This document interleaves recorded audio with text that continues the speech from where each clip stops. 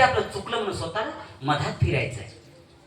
सोहम समांगी जन्माची उपाधी जाते. मग जन्माची उपाधी जायचं ते कोणता रूट आहे? बाबाजी संग असा वाद घातला. तुका म्हणे जप हरिमंत्र सोपान केले होईल ना पावशाचा. मग आमच्या औषधात तिथं दुःख रोग शोक काहीतरी आम्हाला भाजून खायला जन्माची उपाधी जाते म्हणा. आणि आमची जाणार कव्हा?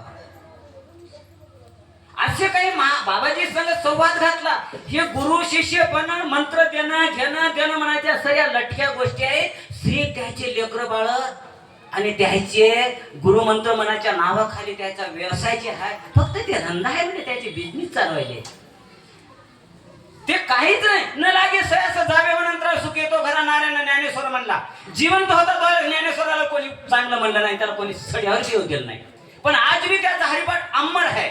मग मंत्र तंत्र देणारवाल्या गुरुचे काय एखादा व्यत्यास नाही.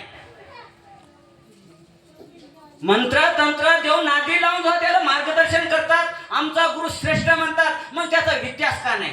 मग फुलाजी बाबा नावाला काय मंत्र देणार तर त्याच्या व्यत्यासामध्ये व्यत्यास आहे. त्याचं नाव आहे मागल्या संतांचे व्यत्यास आहे. आणि त्याच्या व्यत्यासापासून इतके लोक तरायलेले आहेत. ब्रह्मरक्षसासारखे ज्या काळामध्ये होते मांस मांसे दारू आखोरीचे काय करणारे न मंत्र घेता त्यांची सुटून याचे अमर व्हायला त्याचा उद्धार व्हायला लागला. कुठून आले मंत्र? कोण दिले मंत्र? कोणीही नाही. दादाजी हमेशा सांगतात बाबाजीचा जे शब्द होता आत्म्या मोठा ईश्वर नाही, सुहासन मोठा मंत्र नाही. कोणता मंत्र जपायचा?